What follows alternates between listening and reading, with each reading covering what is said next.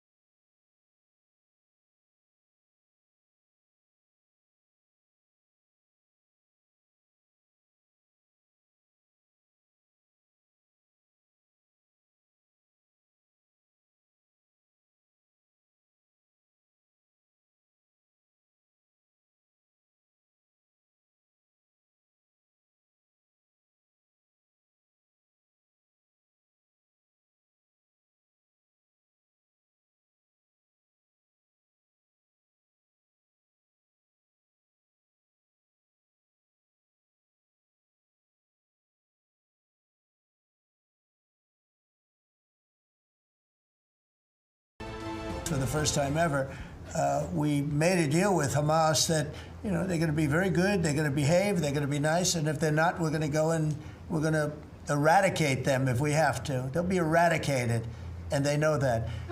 So they went in, and I don't believe it was the leadership, but they had some rebellion in there among themselves, and they killed some people, a lot of people. But this is a violent group. You probably noticed over the last 100 years, this is a very violent group of people. And they got very rambunctious, and they did things that they shouldn't be doing. And if they keep doing it, then we're going to go in and straighten it out, and it'll happen very quickly and pretty violently, unfortunately.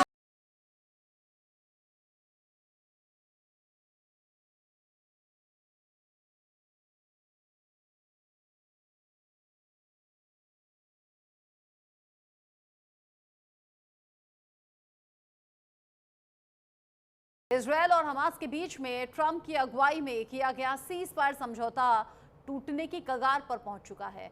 Israeli PM Benjamin Netanyahu ने चेतावनी दी है कि Hamas के खिलाफ उनका सैन्य अभियान अभी पूरा नहीं हुआ। बेंजामिन नेतन्याहू ने अपनी संसद में कहा कि इजरायली सेना ने गाजा पर 153 टन बम बरसाए हैं। जिस तरीके से सीज फायर पिछले दिनों खबर सामने आई थी, राहत महसूस की जा रही थी। गाजा के लोग भी इस खबर के बाद राहत में थे और राहत की सांस ले रहे थे। फिर ये खबरें आ रही थी कि शायद वापस से चीजें पहले जैसी हो पाए, हालांकि उसमें लंबा टाइम लगेगा। लेकिन अब जिस तरीके से ये टकराव हुआ है, बढ़ा है, और इजरायली सेना ने ये जो बड़ा हमला किया है गाजा पर, उसके बाद में चीज़ें फिर से बिखरती हुई नजर आ रही हैं और लोगों की जान खतरे में नजर आ रही है। जबकि बेंजामिन नेतन्याहू यानी कि इजरायली सेना और बेंजामिन नेतन्याहू की तरफ से दावा ये किया जा रहा है कि हमास ने पहले सीज फायर तोड़ा है, उसके बाद ये नौबत आई है। मेरे साथ इस सिचुएशन पर बात करने के लिए और इसको सही ढंग से हमारे दर्शकों तक समझाने के लिए खास मेहमान जुड़ गए हैं। मेरे साथ में colonel retired Sanjeev Sirohi sir जुड़ गए हैं डिफेंस एक्सपर्ट के तौर पर, और साथ ही साथ मेरे साथ में कमांडर रिटायर्ड भूषण दीवान सर जुड़ गए हैं डिफेंस एक्सपर्ट के तौर पर। आप दोनों का ही न्यूज इंडिया पर बहुत स्वागत। जिस तरीके की कंडीशन अभी बनी हुई है कर्नल सिरोही, गाजा में एक बार फिर से आसमान से बम बरसाए गए, इजरायली सेना एक बार फिर से टूट पड़ी और अब दावा ये किया जा रहा है कि इस बार तो हमास का खात्मा होगा, लेकिन जो अब तक नहीं हुआ वो अब कैसे होगा? अभी तो सीज फायर की राहत लोगों ने महसूस करनी शुरू ही की थी, दोबारा से ये टकराव हो गया। रचना जी जय हिंद। ये जो हुआ है ये तो पहले से उम्मीद थी, क्योंकि जिस तरीके से ये सीज फायर की गई थी, डोनाल्ड ट्रंप साहब ने जल्दी से जल्दी नोबेल पीस प्राइज के चक्कर में वहां पे जो है ये इजिप्ट के अंदर जो है पीस का सम्मेलन किया। और सबसे जो है अजीब बात ये है कि जो दो पक्ष आपस में लड़ रहे थे वो दोनों पक्ष वहां मौजूद नहीं थे। ना तो बेंजामिन नेतन्याहू वहां पे थे इजराइल की तरफ से, और ना ही हमास की तरफ से कोई उनका लीडर था जो कि पीस डील कर रहा है। ये मेरे को लगता है कि दुनिया की पहली पीस डील है या पीस जो प्रस्ताव पास हुआ है जिसमें जो लड़ने वाले हैं वो वहां मौजूद नहीं है, साइन नहीं है। डोनाल्ड ट्रंप साहब एक हाथ से दूसरे हाथ को मिलाते हैं, साइन करते, डील हो जाती है, और बाकी जो वर्ल्ड लीडर्स बुलाए थे वो आके ताली बजाते और डोनाल्ड ट्रंप साहब वहां से चले जाते। जब तक आप उस जो मसला है जिसकी वजह से ये लड़ाई हो रही है, जब तक आप उस मसले को दूर नहीं करेंगे तब तक आप जो है इस लड़ाई को नहीं रोक सकते।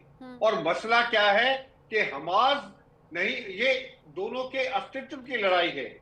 पैलेस्टीन कहता है कि ये हमारी जगह है, इजराइल को यहाँ नहीं होना चाहिए। इजराइल कहता है कि हम यहीं से किया था हमने, और ये हमारी जगह है, पैलेस्टीन इनको नहीं होना चाहिए। तो जब एक दूसरे को ये स्वीकार ही नहीं करते हैं तो आप किस तरीके से डील कर सकते हैं? 1948 में जब इजराइल बना था तब से लेके अब तक 3-4 तो जो है फुल स्केल लड़ाइयां हो चुकी है, और बाकी जो है दहशतगर्दी और बाकी जो अटैक एक दूसरे के ऊपर करते वो तो अनगिनत है। तो ये चीज जो है कभी भी कामयाब नहीं होनी थी। हमास ने कभी भी ये नहीं कहा था कि हम हथियार छोड़ देंगे, कभी इन्होंने ये नहीं कहा था कि हम गवर्नेंस में हमारा कोई रोल नहीं होगा। ये तो जो है डोनाल्ड ट्रंप साहब ने अपनी तरफ से 20 पॉइंट बना दिए, उनके लोगों ने, ऑफिसर्स ने मिलकर बना दिए, और जो ये बोल दिया कि सीज फायर होगी, नेतन्याहू से जबरदस्ती जो है सीज फायर करा रही, हमास को डरा के जो है जो हॉस्टेजेस थे उनको वापस करा दिया। अभी भी 15 हॉस्टेजेस जो उनके मॉर्टल रिमेन्स हैं वो अभी भी जो है हमास के कब्जे में है। तो ये चीजें तो पहले दिन से ही, जिस दिन से ये डील हुई थी उसी दिन से ये लग रहा था कि ये नहीं चलेगा।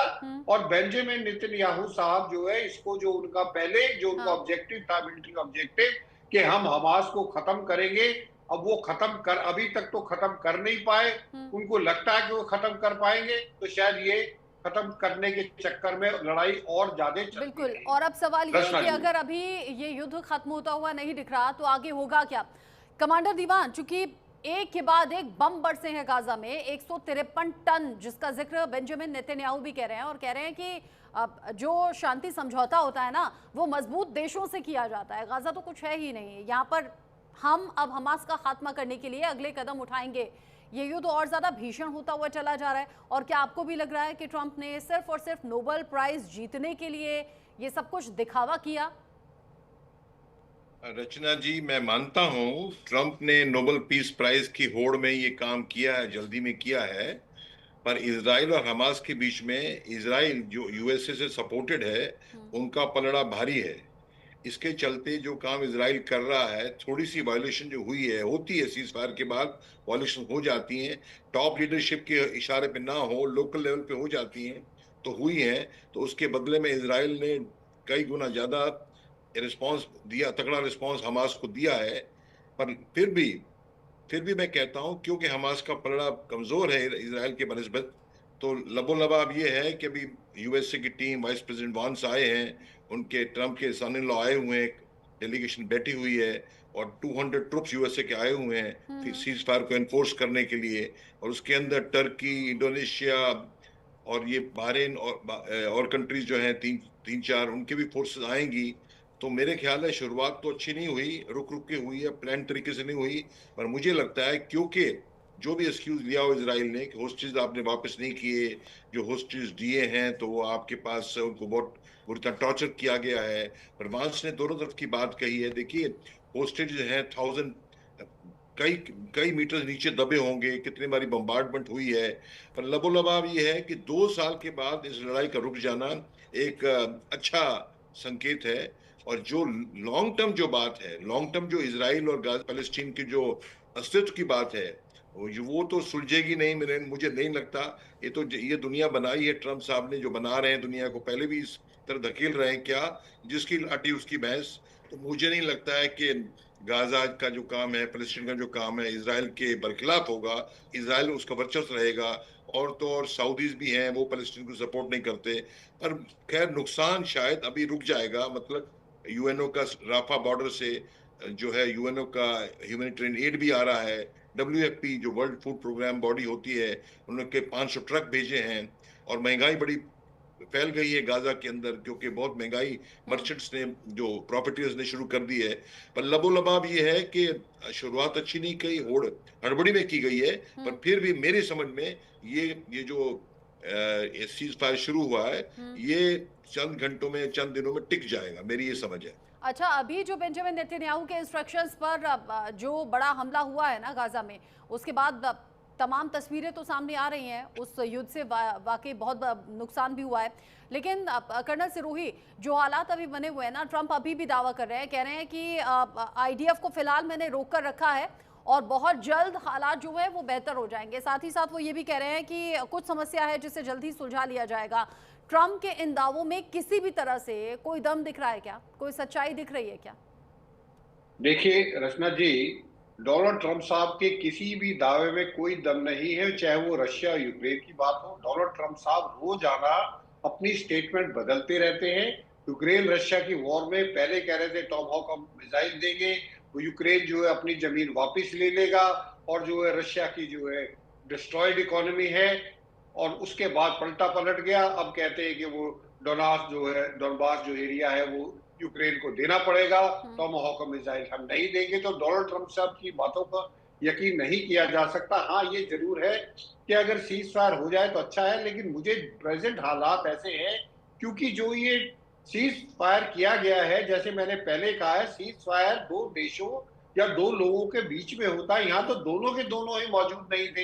अगर बेंजामिन नेतन्याहू को उनको बिल्कुल क्लियर होता कि ये सीज फायर हमने ठिकानी है, तो बेंजामिन नेतन्याहू क्यों नहीं जाते इजिप्ट में, या हमास का डेलीगेशन क्यों नहीं जाता?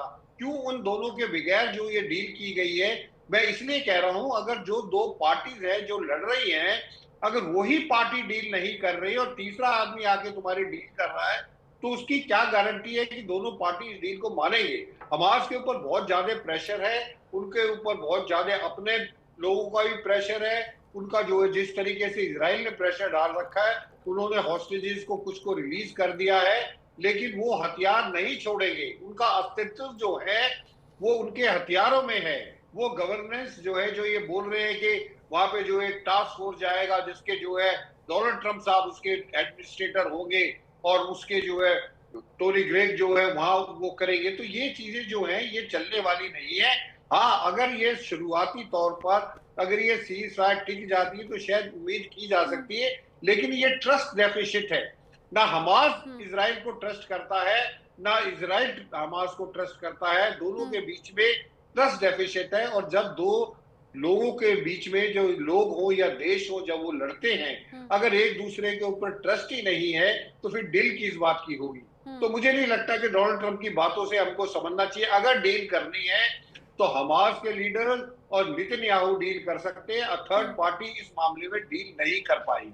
बिल्कुल, आप कह रहे हैं जिन दो लोगों में समझौता होना था वही मौजूद नहीं थे, तो फिर कैसे सीज फायर का अनाउंसमेंट कर दिया गया और इस सीज फायर में दम शुरू से नहीं दिख रहा था और उसी का नतीजा हम देख भी रहे हैं। यहाँ एक बार फिर से बम बरसे हैं, एक बार फिर से बड़ी तबाही गाजा में देखी जा रही है, लेकिन इन सब के बीच ही हमास ये दावा कर रहा है कि हमने सीज फायर नहीं तोड़ा, हमने कोई किसी तरह से हथियार नहीं उठाए। इन हमास के दावों में क्या वाकई सच्चाई हो सकती है? क्या आईडीएफ की तरफ से यानी कि बेंजामिन नेतन्याहू के इंस्ट्रक्शंस की बाद में आईडीएफ ने आगे बढ़कर ये हमला किया है? ये तमाम सवाल हैं जो बने हुए हैं।